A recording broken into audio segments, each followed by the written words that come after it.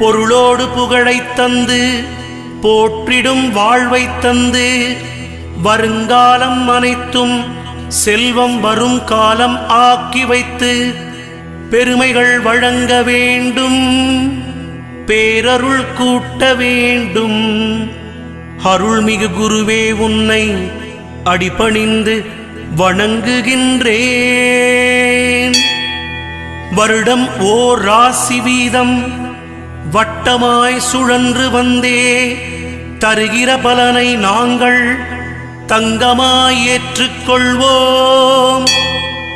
வருகிற நாட்களெல்லாம் வசந்தமாய் மாறுதற்கே அருள் தரும் உனது பார்வை அனுதினம் எமக்கு வேண்டும்.